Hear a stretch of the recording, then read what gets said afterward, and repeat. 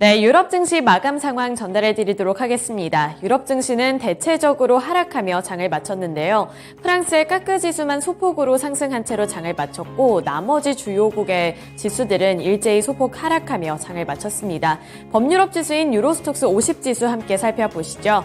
보시면 0.07%로 소폭으로 오르며 장을 마쳤습니다. 4,309포인트에서 거래를 마쳤는데요. 앞서 살펴드렸던 이 파리의 까크 지수가 소폭으로 오르면서 하방의 압력을 조금은 방어해주는 모습으로 거래를 마쳤습니다. 장 초반부에서는 그래도 강한 흐름을 나타냈는데 장 후반부로 갈수록 상승분을 반납하면서 0.07% 오르는 데 그쳤는데요. 우선은 영국의 중앙은행인 영란은행이 예상대로 기준금리를 0.25%포인트 올렸습니다. 그리고 인플레이션이 더 지속되는 모습이 나타날 경우에는 긴축 기조를 유지할 수 있다는 이러한 입장까지 밝혀지면서 유럽 증시 흐름이 대체적으로 하락하는 모습이 나타났다는 점 체크해 드리도록 하겠고요. 이어서 원유 선물 가격 흐름도 살펴보시죠. 원유 선물 가격은 이번에도 1%대 약세를 기록했습니다. 1.57% 하락한 71달러 선에서 거래를 마쳤고요. 최근에는 원유 선물 가격뿐만 아니라 현물 가격까지도 하락세를 나타내는 모습이 드러나고 있는데 장 후반부로 갈수록 탄력이 더욱더 둔화되는 모습이 나타나고 있습니다.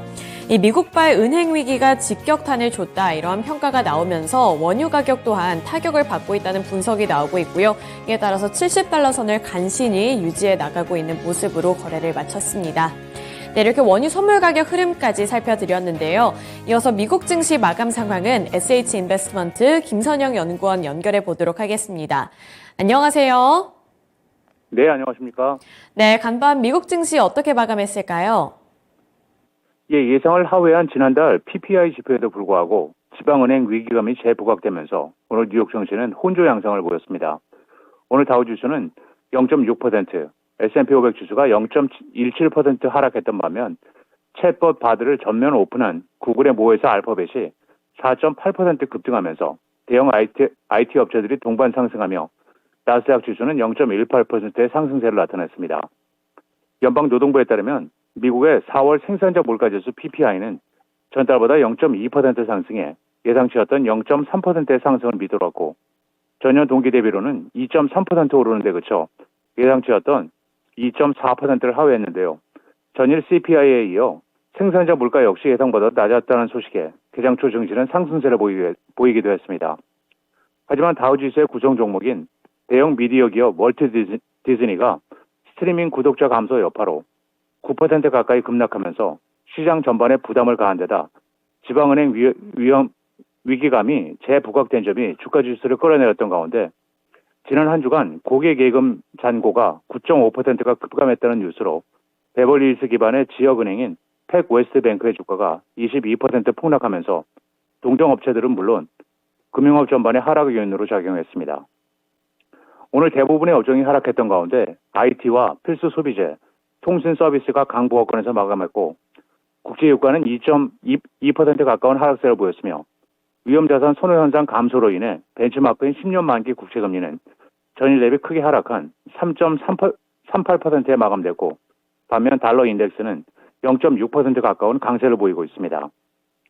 오늘 특징 종목들을 보면 예상 밖의 분기 손실 발표로 증권사들의 투자 의견 하향이 이어진 데 따라 캘리포니아주 산타바바라에 본사를 두고 있는 음향기기 생산업체 소노스 잉크의 주가가 23% 폭락했으며 미국 소비자안전위원회로부터 회사가 판매한 200만 대 이상의 자전거에 대한 리콜을 명령받았다고 공시한 펠로톤 인터액티브의 주가는 9% 하락했으며 반면 행동주의 투자펀드인 엘리엇 인베스트먼트가 10% 이상의 지분 매입 공시를 하면서 주가 부양을 위한 행동에 나설 것이라고 밝힌 데 따라 타이어 업체 구디어 타이어 앤 러버의 주가는 오늘 21%의 폭등세를 나타났습니다. 미국의 국가부도, 즉 디폴트 위험에 대한 보험 성격의 파생 상품 가격이 사상 최고로 치솟았다고 로이터 통신이 S&P 글로벌 마켓의 자료를 인용해 보도하고 있습니다. 로이터에 따르면 미국의 1년 만기 신용 부도 수합 CDS 스프레드는 전일에 163 베이시스 포인트에서 172 베이시스 포인트로 사상 최고치를 기록했고 이것은 1년 후 미국 국채가 디폴트할 경우를 대비한 비용이 사상 최고치라는 뜻이며 5년 만기 CDS 스프레드는 73 베이시스 포인트로 2009년 이후 최고치로 치솟았는데요. 로이터는 이와 관련해 미국의 디폴트 확률이 2달 전에 비해 2배, 올 초 대비 10배 가까이 높은 수준이라고 전했으며 부채 한도를 둘러싼 미국의 민주당과 공화당 간의 갈등이 장기화되면서 제넷 옐런 재무장관이 경고한 마감시 아닌 6월 1일을 넘길 수도 있다는 우려도 커지고 있는 상황입니다. 주요 7개국 G7 재무장관과 중앙은행 총재 회의가 어제 일본 니키타시에서 개막됐습니다. 오는 13일까지 열리는 이번 회의에는 G7의 회원국 재무장관과 중앙은행 총재, 그리고 한국의 추경호 부총리 겸 기획재정부 장관을 포함한 6개 초청국인 한국과 인도, 브라질, 인도네시아, 코모로, 싱가포르의 재무장관이 참가하며 G7은 이번 회의에서 우크라이나를 침공한 러시아에 대한 경제 제재의 실효성을 높이고 우크라이나에 대한 지원을 계속할 방침을 확인할 예정이며 긴축 정책과 미국에서 발생하고 있는 잇따른 은행 파산이 세계 경제와 금융시장에 미치는 영향과 6개 초청국과 신흥국 그리고 개발도상국 등이 직면한 과제에 대해서도 논의하게 됩니다. 한편 추 총리는 G7 회원국과 신흥국 사이 중간자적 입장에서 세계 경제와 금융 주요 사안에 대한 의견을 제시할 계획인데요. 한국의 부총리가 G7 재무장관 회의에 초청받은 것은 2008년 권오규 당시 부총리 겸 재정경제부 장관 이후 처음입니다. 일본의 소프트뱅크가 2022년 회계연도에 9,701억 엔의 손실을 봤다고 발표했습니다. 2021 회계연도에 1조 1,080억 엔의 손실에 이어 2년 연속의 적자를 기록한 것으로 소프트뱅크가 2년 연속 적자를 낸 것은 2005년 이후 18년 만에 처음이었는데요. 소프트뱅크의 손실 원인은 IT를 중심으로 전 세계 스타트업 440곳에 투자를 하고 있는 그룹 사내의 비전펀드가 대규모 손실을 본 탓으로 지난해 글로벌 금리 상승으로 급락했던 기술주의 주가가 올해 들어서도 하락세를 면치 못하고 있는 가운데 비전펀드는 2022 회계연도에 5조 2,800억 엔에 달하는 손실을 기록했으며 특히 중국의 AI 회사인 센스타임과 미국의 배달앱 도어대시 등에서 대규모 투자 손실을 입은 것으로 알려지고 있습니다. 마지막으로 내일은 미시간 대학의 5월 소비자 태도지수 잠정치가 발표되며 시장 예상은 전달 대비 상승한 62.9이며 이어 노동부의 4월 미국 수출입 가격이 발표되고 스펙트럼 브랜스, 엠벡타 코프, 그리고 크레센트 포인트 에너지가 지난 분기 실적을 발표합니다. 네, 실적 발표 일정까지 함께 들어봤습니다. 미국 증시 마감 상황 여기까지 들어보도록 하겠고요. 오늘 말씀 고맙습니다. 네, 감사합니다. 네, 이렇게 유럽 증시 그리고 미국 증시 마감 상황 전달해 드렸습니다. 이어서 국내 증시 전날 마감 상황도 함께 살펴보시죠. 코스피 지수가 이번에도 하락세로 장을 마쳤습니다. 미국 부채 한도 협상 우려에 2,491포인트 선까지 내려앉으면서 결국에는 하락 마감을 했는데요. 업종별로 더 자세하게 살펴보도록 하겠습니다. 업종별로 보시더라도 혼조세가 나타났고요. 그중에서도 하락한 섹터들이 조금 더 우세한 모습으로 거래를 마쳤습니다. 우선 2차전지 관련 종목들부터 살펴보도록 할 텐데요. 대표적인 셀업체들은 이번에도 급락을 했습니다. LG에너지솔루션 같은 경우에도 2.3%로 밀려났고요. LG화학도 2.54% 하락한 채로 거래를 마쳤습니다. 어제는 셀업체들보다도 소재와 관련이 되어 있는 기업들의 주가가 그나마 선방하는 모습을 나타냈는데요. 코스모 신소재 같은 경우에 4.33%로 4%대 상승률을 나타내면서 17만 1,100원의 거래를 마치는 모습이었고요. 또 이 소재 관련 종목 중에 금양이 개별적인 호재 소식에 민감하게 반응을 하면서 두 자릿수대 상승률을 나타냈습니다. 18% 넘게 올랐는데요. 18.12% 오른 67,800원의 종가를 만들어냈습니다.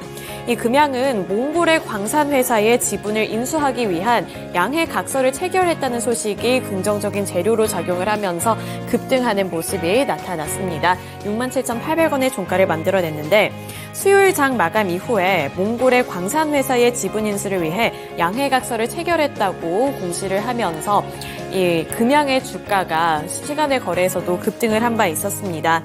이 본계약이 체결될 경우에는 $6천만 투자를 해서 목나 LLC의 지분 60%를 인수할 예정이라고 밝혀졌는데요. 설비를 재정비한 이후에 허가받은 광산 채굴을 연내에 시작하는 것을 목표로 두고 있다고 밝혔습니다. 이 전략물자인 2차전지 원재료인 리튬을 안정적으로 확보하기 위해 이 리튬 광산 개발이라고 전해왔고요. 2차전지 밸류체인 구축이 목표라고 전해오면서 금양의 주가가 큰 폭으로 올랐습니다. 네, 이어서 금융섹터 살펴보도록 하겠습니다. 금융주들이 나름대로 또 선방하는 모습을 나타냈는데요. 보시면 KB금융이 1.23% 상승하는 모습을 드러냈고요. 신한지주도 1.44% 오른 가운데 하나금융지주도 2.57% 오르는 모습이었습니다. 41,900원의 거래를 마쳤고요. 나름대로 견조한 이 상승권에 머무는 모습을 나타낸 가운데 메리츠증권 같은 경우에 이 4.33% 오른 45,750원의 종가를 만들어냈습니다. 이렇게 금융주들은 나름대로 안정적인 주가 흐름을 나타냈는데 고금리와 물가 영향의 상승세를 나타냈다는 분석입니다. 미국에서 CPI가 생각을 했던 것보다 조금 더 끈적하게 달라붙어 있는 모습이 나타났고 이에 따라서 예상과는 다르게 조금 더 오랫동안 긴축 기조가 유지가 될 수 있고 고금리 상태가 지속이 될 수 있다 이런 분석이 나오면서 금융지주들의 주가 흐름도 오르는 모습이 나타났습니다. 이어서 건설주들 살펴보도록 하겠습니다. 최근에는 건설주들을 향한 투자 심리도 조금씩 살아나고 있는 분위기인데요. 대표적인 종목으로 GS건설의 주가부터 살펴보도록 하겠습니다. GS건설이 3.58% 오른 21,700원의 종가를 만들어냈고요. 장 초반에 급등을 한 이후부터 이 박스권 내에서 상승률을 기록을 하며 거래를 마쳤습니다. 보시면 1년 사이에는 수익률이 마이너스를 기록하며 마이너스 43.9%를 기록하고 있었는데 최근 들어서는 투자 심리가 조금씩 살아나면서 한 주간의 흐름 그리고 한 달간의 흐름을 보시면 플러스로 전환을 한 모습을 살펴보실 수가 있습니다. 부동산 플래닛이 분석한 자료에 따르면 올해 1분기 전국 부동산 매매 거래량은 작년보다 15.5% 증가했다고 하는데요. 같은 기간 매매 거래 금액도 26% 증가했다고 집계가 됐습니다. 이번 1분기 매매 거래량과 거래 금액은 최근 5년 동안 최저점을 찍었던 지난해 4분기를 웃도는 수치라고 볼 수가 있고요. 작년 3분기 시점의 거래량과 거래 금액 수준에 비슷한 수준이라고 볼 수가 있습니다. 부동산 시장에 대한 우려감이 많이 커져 있던 상황에서 이제는 이 부동산 시장이 다시 한번 활기를 띨 수 있을지에 주목이 쏠리고 있습니다. 그리고 GS건설 같은 경우에는 특징이 한 가지 더 있었는데요. 외국인이 5거래일째 매수를 하고 있다는 점도 체크를 해보셔야겠습니다. 네, 그리고 철강 섹터도 살펴보시죠. 어제는 하락한 종목들이 더 우세했지만 그 안에서 철강 관련 종목들이 또 선방하는 모습을 나타냈습니다. 현대제철이 1.54% 올랐고요. 또 동국제강도 1%대 상승세를 나타냈습니다. 그 밖에 삼할알미늄이 4.79% 오른 가운데 대한제강도 3.7%, 남선알미늄도 5.31%가량 오른 채로 장을 마쳤습니다. 전기차 시장이 확대될 것으로 예상이 되고 있는 가운데 니켈 확보에 기업들이 나서고 있다는 점에 주목을 했는데요. 전기차 배터리 핵심 원자재로 꼽히는 리튬만큼 기업들이 적극적으로 확보하기 위해 나서고 있는 이 광물이 바로 니켈이라고 합니다. 이 배터리 4대 핵심 소재에는 양극재와 음극재, 전해액과 분리막이 있는데 양극재를 구성하는 원료 중 하나가 니켈이기 때문에 이 니켈과 관련되어 있는 철강 금속 섹터에서도 빨간불이 들어오는 모습이 포착이 됐습니다. 네, 넘어가서 코스닥 시장 살펴보도록 하겠습니다. 코스닥 지수 전일장에서는 변동성이 상당히 강했습니다. 장중에 1%대 상승률을 기록을 하기도 했지만 에코프로 그룹주들의 주가가 급락을 하면서 결국에는 하락세로 전환을 했는데요. 824포인트에서 장을 마쳤습니다. 우선 대표적인 섹터들 살펴보도록 할 텐데요. 로봇 섹터들 먼저 보도록 하겠습니다. 로봇 섹터가 최근에 투자 심리가 개선되면서 상승폭을 켜내고 있다는 점 최근 들어서 제가 많이 짚어드린 바 있습니다. 우선 대표적으로 레인보우 로보틱스가 전일 시장에서 5.61% 오른 11만 4,900원의 종가를 만들어냈고요. 변동성은 있었지만 그래도 플러스권에서 잘 움직여주는 모습이 나타났습니다. 이 기관과 외국인이 동반 순매수한 종목이기도 한데요. 올해는 이 코스피 기업 공개 대여로 꼽히는 두산 로보틱스가 본격적으로 상장 절차를 밟고 있다는 소식이 다시 한번 호재로 작용이 됐습니다. 이 시가총액이 최소 1조 원은 넘어설 것이라는 관측이 나오고 있는 가운데 두산 로보틱스의 몸값을 프리 IPO보다 높은 2조 원에서 3조 원대로 추정을 하고 있는데요. 이렇게 두산그룹을 향한 기대감도 유입이 됐지만 로봇 산업 전체에 대한 기대감까지 유입이 되면서 레인보우 로보틱스도 함께 오르는 모습이었고요.